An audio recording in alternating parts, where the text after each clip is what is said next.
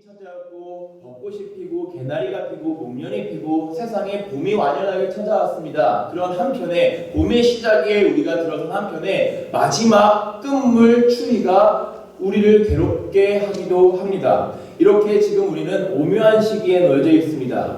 그런데 이 시기를 바로 새한이라고 하는 단어로 표현하기도 합니다. 설이 지나고 완전히 지나고 봄이 찾아오기 직전에 봄의 따뜻함과 겨울의 추움이 같이 마지막으로 공존하는 이 시기를 새한이라고 표현을 합니다.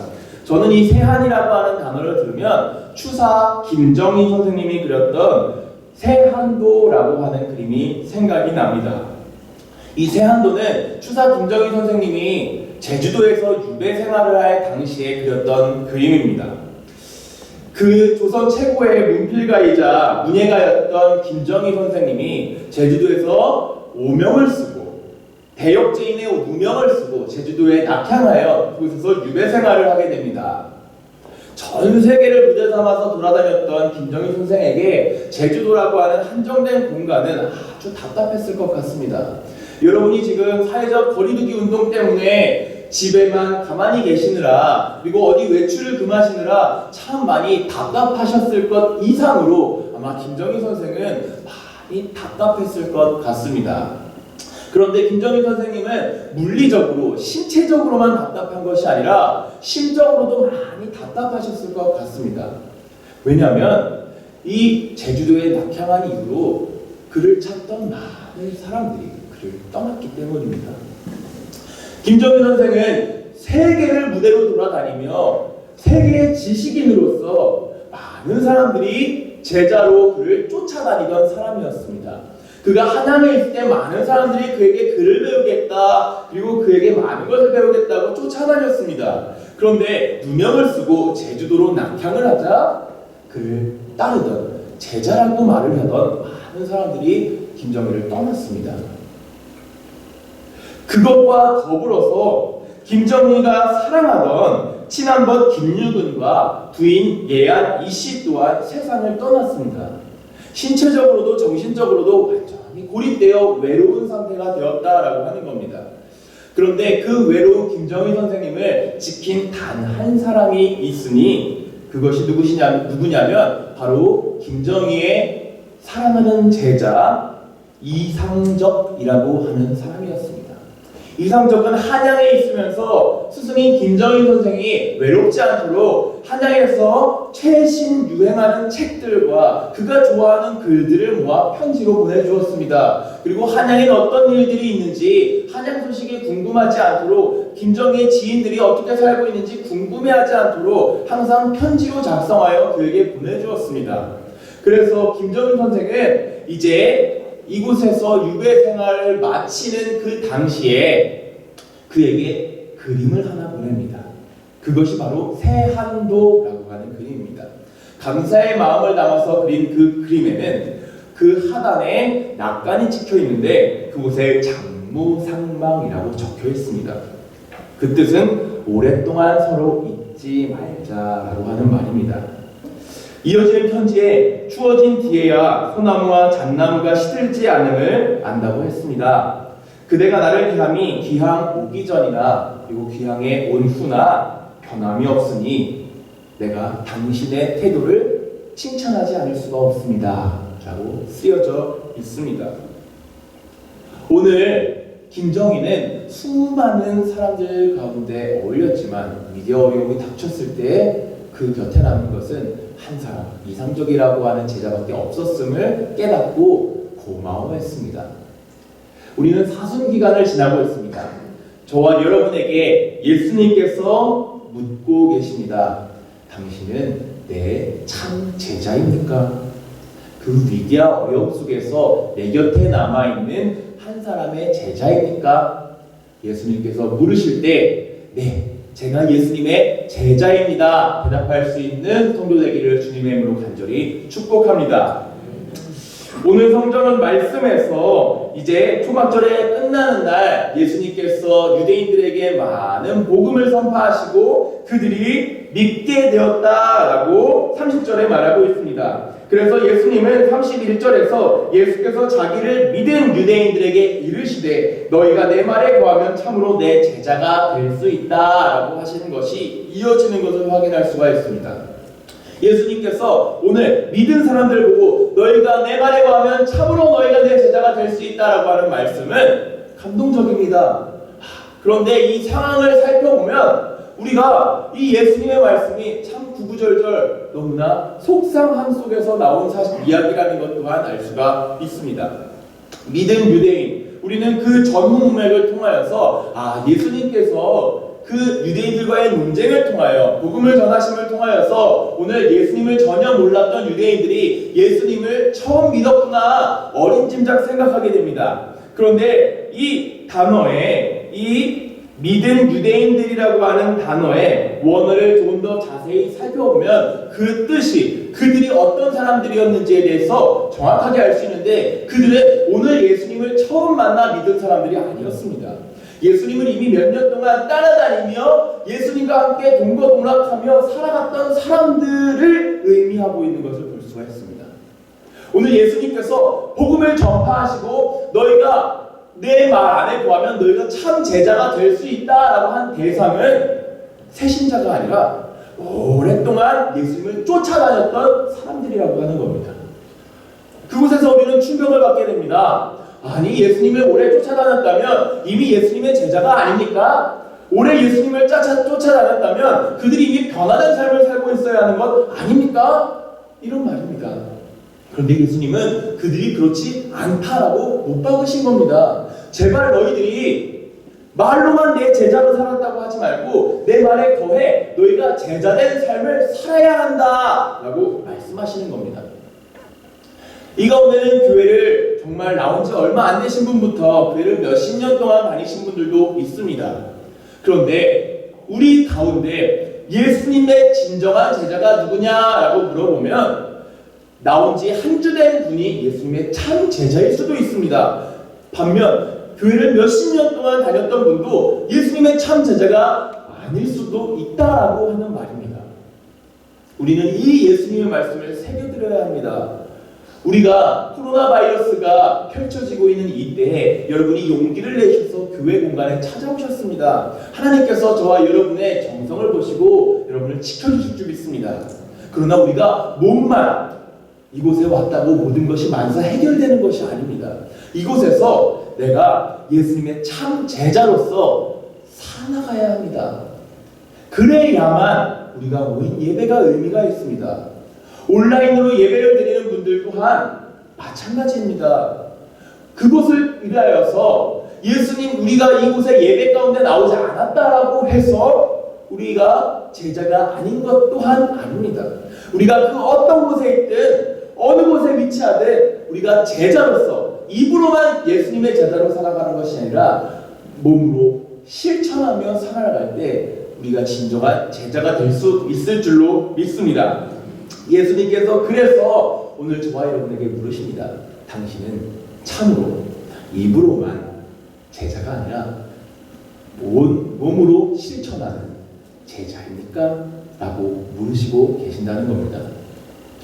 그 제자라고 하는 예수님께서 오래 따라다닌 그 사람들에게 제자라고 물으셨던 제자가 되라고 말하셨던 그 말씀을 묵상하면서 마음이 무거워졌습니다. 특히나 이 사순기간이라고 하는 생각을 하니 마음이 더 무거워졌습니다. 가만히 이 제자라고 하는 단어에 집중해서 사순기간 예수님의 행적을 묵상하며 읽어보니 예수님께서 참 외로우셨겠구나, 추사김정이 이상으로 외로우셨겠구나 라는 생각을 했습니다. 예수님의 40일간의 행적은 그의 제자들에게 예수님께서 죽으러 간다, 나는 죽기 위해 왔다 하고 계속해서 말씀하시고 그들에게 가르침을 주셨지만 결국 예수님의 곁에는 예수님의 진정한 제자가 많지 않았음을 확인하는 시간이었을 겁니다. 코로나 바이러스로 인하여서 예배에 나오는 것이 힘들어집니다. 많은 목사님들이 예배가 드려지는 것에 대해서 어려운 상황이 닥치는 것에 대해서 힘들어하십니다. 그 가운데 많은 원인들이 있겠지만 많은 목사님들께서 교회에서 걱정하는 것은 성도들이 예수님을 기억하는 시간이, 예수님을 내가 사순기간 동안 묵상하고 예수님과 함께하는 시간이 멀어질까봐 하는 것에 가장 큰 원인이 있습니다. 우리가 물리적인 거리가 멀어지면 자연스럽게 마음도 멀어지기 마련입니다. 우리가 혼자서 어느 곳에서나 예배를 드리고 진실령과 진정으로 혼자서 예배를 드려야 한다라고 알고 있고 그것이 이루어져야 하지만 그것이 쉽지 않은 것이 사실입니다. 한 달 동안, 두 달 동안 교회를 빠진 성도에게 교회를 나와야 합니다라고 권면하면 그들이 이미 하나님의 곁을 떠나버린 경우들이 많은 것을 여러분도 전도의 경험을 통해서 확인하신 적이 있을 겁니다. 이런 시기들이 계속되고 계속되는 가운데 가장 우리 마음속에 걱정되는 것은 우리가 예수님을 잊는 것입니다. 이 자리 가운데 나오신 여러분들은 예수님을 잊지 않기 위해 나오신 줄로 알고 있습니다. 우리가 항상 예수님을 잊지 않고 기억하기를 주님으로 간절히 축복합니다. 이제 우리가 제자가 되기 위해서 이제 사랑하며 발버둥치며 살아가고 있는데 예수님께서는 제자가 되면 우리 삶에 어떠한 일이 일어나게 되는지에 대해서 오래 믿어온 사람들에게 다시 한번 말씀해 주시고 계십니다. 그것이 바로 창세기 요한복음 8장 32절 말씀입니다. 진리를 알지니 진리가 너희를 자유롭게 하리라. 진리가 바로 우리를 자유롭게 한다는 겁니다. 제자는 첫 번째로 진리를 아는 사람이고 두 번째로 진리로 인하여서 자유함을 얻은 사람을 의미합니다. 진리란 바로 예수 그리스도인들을 믿으시기 바랍니다. 예수님께서 저와 여러분을 위해 죽으셨고 다시 살아나셨으며 오늘도 우리를 기다리시는 분인 줄, 우리와 함께 하시는 분인 줄 믿으시기 바랍니다. 우리가 오직 그 진리를 알 때 우리는 자유로워질 수 있습니다. 그 진리를 통하여서만이 자유로워질 수 있습니다. 우리가 자유로워질 수 있는 방법은 바로 그 진리를 아는 것밖에 없다는 사실을 여러분이 믿기를 간절히 소망합니다. 그런데 세상 사람들 가운데는 이 예수님이 진리가 아니라고 생각하는 사람들이 많이 있습니다. 심지어 믿는 저와 여러분조차 예수님은 진리이시긴 하지만 예수님을 통해서는 내 삶에 진정한 자유가 올 수 없다라고 말은 하지 않지만 내 행동으로 몸소 실천하는 사람들도 있습니다. 오직 예수님만이 우리를 자유롭게 합니다. 우리가 예수님 그 진리가 우리를 자유롭지 못하게 한다, 자유롭게 하지 못한다고 생각하는 사람들은 첫 번째로 돈을 쫓습니다. 예수님은 진리시긴 하지만 예수님은 우리를 자유롭게 하지 못합니다. 예수님이 진리이시긴 하지만 우리를 자유롭게 하는 것은 돈입니다. 돈을 따라 돈이 우리에게 자유를 준다고 생각하며 따르는 사람들이 있습니다. 권력을 쫓습니다. 맞아요. 예수님이 진리이시긴 하지만 사회적인 권력이 우리를 자유롭게 합니다. 그러니 나는 예수님을 진리로 믿지만 권력을 따르겠습니다. 돈을 따르겠습니다. 내가 성을 따르겠습니다. 다양한 것들을 하나님이 아니라 예수님이 아니라 다른 사회적인 가치들이 우리에게 자유를 줄 수 있다라고 착각하며 따라갈 때 우리 삶에 문제가 됩니다. 예수님을 믿으면서도 예수님이 진리, 우리에게 자유를 주시는 분이 아니라고 믿는 사람들은 또 다른 모습으로 나타나기도 합니다. 바로 그것이 이단입니다. 예수님은 우리가 믿지만, 예수님이 진리이신 줄 믿지만 우리를 자유롭게 하는 건 예수님이 아니라 재림 예수 누구십니까? 예수님이 진리이긴 하지만 예수님으로 부족하니 다른 무엇이 필요합니다. 우리를 자유롭게 할 수 있는 다른 무엇이 필요합니다. 그것을 나는 믿겠습니다. 이것이 바로 이단입니다. 저와 여러분은 오직 예수님만이, 내가 예수님의 제자가 되어 진리를, 예수님을 참으로 알고 그의 삶을 따를 때 내 삶 가운데 온전한 자유가 임하게 될 줄로 믿으시기 바랍니다. 그 제자라는 단어를 국어사전에서 찾아봤습니다. 제자라는 단어를 찾아보니 그 단어 가운데 뜻이 두 번째로 위치한 뜻에는 이렇게 표현되어 있습니다. 기독교에서 쓰는 용어라고 하는 단어 후에 예수를 스승으로 알고 예수의 길을 따라 걷는 자. 저와 여러분이 오늘 사순을 지나며 내가 참으로 예수님의 길을 따라 걷고 있는가 묵상하기를 주님으로 간절히 축복합니다. 그 이후에 진리가 너희를 자유롭게 한다라고 하는 이 말씀 이후에 예수님은 갑자기 죄에 대해서 말씀하십니다. 예수님께서 진리가 너희를 자유롭게 한다라고 하는 말씀 뒤에 죄를 말씀하신 이유는 바로 우리가 진리를 믿지 않는 것이, 예수님을 향하지 않는 것이 바로 죄라고 하는 사실이 바로 이어지기 때문입니다. 헬라어로 죄는 하마르티아라고 하는 단어를 사용합니다. 그런데 이 하마르티아라고 하는 단어의 원어적 의미는 관역으로부터 벗어난 상태입니다. 저와 여러분은 신앙인으로서 살아가는 그 저와 여러분은 바로 화살을 들고 있는 사람입니다. 저와 여러분에게는 화살이 하나 장전되어 있는데 그 화살을 당연히 우리는 관역을 향해 겨누고 있습니다. 우리가 점수를 얻으려면, 이 시합에서 이기려면 그 관역을 향해 화살을 쏴야 합니다. 우리가 관역을 정확하게 목표하고 있다면 우리가 쏜 화살은 자연스럽게 관역에 가서 박히게 됩니다. 점수를 얻게 되는 것이죠. 그 관역이 무엇이냐면 바로 예수 그리스도입니다. 우리가 진리이신 예수 그리스도를 향해 우리의 삶의 방향을 바꾸고 그곳에서 예수님을 향해 화살을 쏘면 우리는 자연스럽게 예수님을 향해 도달하게 됩니다. 예수님을 향한 그 점수판에는 그 가해로부터 점수가 차별되지 않습니다. 때로 우리가 힘들고 어렵고 위기가 찾아오고 흔들릴 때도 있지만 우리가 화살을 쏴서 그 관역을 향해 정확하게 목표에 맞추기만 하면 우리는 예수님을 향해 자유롭게 달려나가며 싸울 쓰며 살아갈 수 있습니다. 그런데 우리가 관역을 향하다가 이런 마음이 들기도 합니다. 이 관역 말고 옆에 저기 더 좋아 보이는 관역이 있는데 저 관역에다가 점수를 맞추면 내가 더 높은 점수를 받을 수 있지 않을까? 내가 이 관역 말고 이 활을 가지고 다른 더 돈이 될 것 같은 다른 생물에 활을 쏘면 나에게 더 좋은 이익이 될 것 같은데 그건 더 좋지 않을까? 예수님이 아니라 다른 어떤 것에 관역을 겨누고 쏘게 되는 일들이 있다는 것입니다. 죄는 바로 다른 어떤 막중한 큰 것이 아니라 나의 화살이 예수님을 향하는 것이 아니라 세상의 다른 어떤 가치들을 향하는 것, 그것이 바로 죄라고 성경 말씀은 표현합니다. 그렇기 때문에 저와 여러분은 오직 진리가 예수 그리스도가 우리를 자유케 하심을 알고 예수님을 향해서만 달려나가는 귀한 성도 되기를 주님의 이름으로 간절히 축복합니다. 그런데 이 말씀에 제자들이 아니라 유대인들은 예수님께 이렇게 반응합니다. 예수님, 우리가 아브라함의 자손입니다. 우리는 한 번도 남에게 종이 된 적이 없고요. 우리는 한 번도 누구의 노예가 된 적도 없습니다. 그런데 우리가 왜 자유롭게 된다고 하는 겁니까?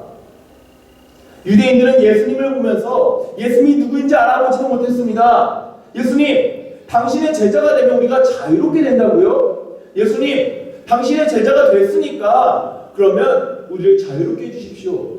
우리를 더 힘이 있게 해주시고 우리를 사회적으로 더 능력 있게 해주시고 우리를 사회적으로 나에게 돈을 많이 주시고 권력을 주시고 나에게 많은 가치를 더해 주시옵소서. 그들이 예수님께 바라는 것은 그것이었다라고 하는 겁니다. 그들은 스스로 나는 아브라함의 자손이다라고 하는 자부심을 갖고 있었지만 그런데 아브라함의 자손이지만 예수님이 누군지는 전혀 몰랐습니다. 저와 여러분도 신앙인으로서 우리가 스스로 이렇게 고백합니다. 나는 아브라함의 자손입니다. 나는 아브라함의 신앙의 유산을 받은 자손입니다. 유대인들에게도 그것이 아주 큰 프라이드였습니다. 지금도 유대인들에게 스스로 누군지에 대해서 이야기를 하라고 하면 유대인들은 이렇게 이야기합니다. 나는 아브라함의 자손입니다. 벤 아브라함입니다. 아브라함의 아들입니다. 그들에게 있어서 그들에게 가장 닮고 싶고 내가 누군지 스스로 내가 드러내고 싶은 정체성이 바로 아브라함의 자손이라고 하는 겁니다. 그런데 그 아브라함의 자손들에게 이렇게 말합니다. 나도 너희가 아브라함의 자손인 줄 아노라. 그러나 내 말이 너희 안에 있을 곳이 없으므로 나를 죽이려 하는도다. 37절의 말씀입니다. 그들이 유대인들이 아브라함의 자손이라고 말하면서 도대체 아브라함이 어떤 삶인지에 대해서 정확하게 이해하지 못하는 겁니다. 아브라함은 예수님이 하나님만이 나를 자유케 한다라고 하는 사실을 누구보다 잘 알고 있던 사람입니다. 사실 아브라함은 예수님만이 나의 진리이고 예수님만이 나의 소망이고 예수님을 따를 때 나에게 모든 것을 자유를 주신다라고 하는 사실을 믿기에는 포기할 것이 너무나 많은 사람이었습니다. 예수님은 이 아브라함은 가난한 자가 아니었습니다. 아브라함이 갈대아 우르에서 하나님께서 그를 만나셔서 너는 내가 보여줄 본토 친척 아비집을 떠나서 내가 보여줄 땅으로 가라라고 하나님께서 말씀하셨을 때 아브라함은 아무것도 없어서 하나님 나 아무것도 없으니 한번 하나님만 믿어보겠습니다. 포기하고 갔던 사람이 아닙니다. 아브라함의 아버지 데라는 우상을 깎는 자였습니다. 우상을 깎는 자란 지금 말로 표현하면 배신관을 말합니다. 아브라함이 살고 있던 갈대아 우르는 고대 바벨론의 수도였습니다. 그 수도에서 정경일치가 되던 사회의 수도에서 대신관을 하고 있던 갈대아 우르 데라의 아들이었습니다. 그 말인즉슨 오늘날 말로 표현하면 금수저 중에 금수저였다라고 하는 말입니다. 아브라함은 하나님이 진리가 아니라 돈이 진리라고 여기고 사회적 권리가 진리라고 여기면 더 많은 것을 얻을 수 있는 사람이었습니다. 내가 포기할 것들이 예수님을 믿으면 포기해야 하는 것들이 너무나 많았던 사람입니다. 예수님을 믿는 것이 아니라 내 눈앞에 보이는 것만 믿어도 내게 주어지는 것이 참 많다라고 하는 사실을 알고 있던 사람이었습니다. 그런데 아브라함은 그것들은 나에게 자유를 주지 못한다는 사실을 알고 하나님을 만났을 때 하나님 오직 당신만이 내 삶에 자유를 주시는 분이군요. 하나님을 믿어야지 다른 어떤 것들이 나에게 부와 명예와 모든 것을 줄지라도 그것은 아무 소용없습니다.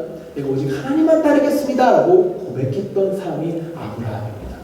그런데 그의 자녀되었다라고 말하는 사람들은 예수님 당신이 진리인 건 아는데 돈을 줄 수 있는 건 다른 거잖아요. 권력을 줄 수 있는 건 다른 거잖아요. 예수님 당신의 말을 믿으면 내가 좋긴 한데요. 내가 예수님 당신을 오랫동안 쫓아다니긴 했는데요. 왜 나한테 줄 것은 더 안 주세요? 이렇게 의구심을 품고 있다라고 하는 겁니다. 예수님의 제자된 사람들이 예수님의 제자가 되어서 예수님을 믿고 따르며 진리와 자유를 얻고 그것을 누리며 살아야 했던 사람들이 결국에는 너희가 나를 죽이려 하는구나. 사순의 마지막에 예수님께서 돌아가시는 그날에 예수님을 제자로 말했던 그 사람들의 손에 의해서 예수님은 죽임을 당하셨습니다. 오늘 저와 여러분이 말씀을 기억하며 나는 어떤 제자인가 생각해 봤으면 좋겠습니다. 사순을 지나는 이 기간에 예수님을 믿고 예수님의 참 제자가 되어 이 사순 예수님과 함께하는 삶을 살아가고 있는지 아니면 이 헛 제자들처럼 예수님이 누구신지도 제대로 모르고 예수님께서 나에게 주실 콩고물에만 집착하여 그의 주변을 맴돌고 있는 사람인지 생각해 봤으면 좋겠습니다. 한 가지 이야기를 드리고 말씀을 마치려고 합니다. 2007년에 워싱턴에서 재밌는 TV 실험이 일어났습니다. 그 TV 실험 가운데 한 청년이 청바지에 티셔츠를 입고 야구 모자를 쓰고 지하철역을 갔습니다. 그리고 지하철역에서 바이올린을 하나 들고 이제 6곡 47분 동안 멋지게 연주를 합니다. 47분간의 연주가 끝나고 이제 TV 카메라가 가서 그가 받은 이제 기부함을 열어보았습니다. 열어봤더니 거기에는 이제 약 30달러가 그 안에 있었다라고 합니다. 우리 돈으로 한 3만 원, 3만 5천 원 되는 돈입니다. 그런데 이 청년은 사실 세계적인 바이올리니스트였습니다. 조슈아 벨이라고 하는 세계적인 바이올리니스트였습니다. 그리고 그가 연주했던 그 바이올린은 1713년에 만들어져 40억 원을 호가하는 어마어마한 가치를 가지고 있는 바이올린이었습니다. 그 청년이 그곳에서 바이올린을 키고 있었다라고 하는 겁니다. 그 조슈아 벨의 공연은 이제 지금도 한 장에 몇십만 원을 호가하는 아주 비싼 공연이라고 합니다. 지하철을 듣고 지하철에서 그 연주자가 연주를 하고 있는 동안에 카메라를 보았습니다. 사람들의 반응을 보았습니다. 사람들의 반응을 보았는데 사람들의 반응은 크게 세 가지는 아니었습니다. 잠시 자리에 멈춰서 듣다가 그냥 가버리는 사람이 있었고요. 또 한 부류의 사람들은 그를 보고 무시하는 사람들이 있었습니다. 또 한 부류의 사람들은 그가 바이올린을 연주하는 모습을 보고 왜 지하철에서 공공장소에서 소음을 내냐며 항의를 하는 사람들이었습니다. 그리고 나서 이 사람을 지나갔던 1000명의 사람들을 대상으로 한번 설문조사를 해봤습니다. 당신 혹시 이 가운데서 연주하던 바이올리니스트를 보았습니까? 보았다고 합니다. 그 사람들 가운데 다시 물었습니다. 혹시 당신 클래식 음악을 좋아하십니까? 좋아한다라고 하는 사람이 그 가운데 30% 정도가 되었습니다. 30%의 좋아하는 사람들을 대상으로 다시 설문조사를 했습니다. 설문조사를 하면서 당신 이 조슈아 벨이라고 하는 바이올리니스트를 혹시 아십니까? 했더니 30% 중에서 또 절반 되는 사람이 그 사람을 나는 그 바이올리니스트를 좋아합니다. 그 사람은 참 촉망받은 음악가이고 훌륭한 음악가입니다. 했습니다. 혹시 이 바이올린 이름을 대고 이 바이올린에 대해서 아십니까? 그 바이올린은 참 유래있고 너무나 한번 내가 평생 들어보고 싶은 바이올린입니다. 라고 했습니다. 그 사람들을 대상으로 마지막으로 물었습니다. 혹시 아까 한 청년이 그 바이올린 음악을 연주를 했는데 그 음악이 어땠는지 기억하십니까? 그 음악이 어땠는지 기억하는 사람은 채 10%도 되지 않았습니다. 평소에 내가 클래식 애호가고 바이올린을 너무 좋아하고 바이올린 그 비싼 악기의 음색을 한번 들어보는 것이 소원이었다라고 말했던 사람들도 그 훌륭한 연주가의 앞에 두고서도 그 사람의 가치를 알아보지 못했다라고 하는 겁니다. 예수님을 눈앞에 두고 그리고 그의 제자라고 하면서 살아갔던 그 사람들 속에서도 예수님의 참 제자로서 살아갔던 사람은 몇 사람 되지 않았다라고 하는 겁니다. 주사 김정희가 그의 제자 이상적에게 했던 말을 저와 여러분이 마음속에 새기고 기억했으면 좋겠습니다. 우리가 오래오래 갔으면 좋겠습니다.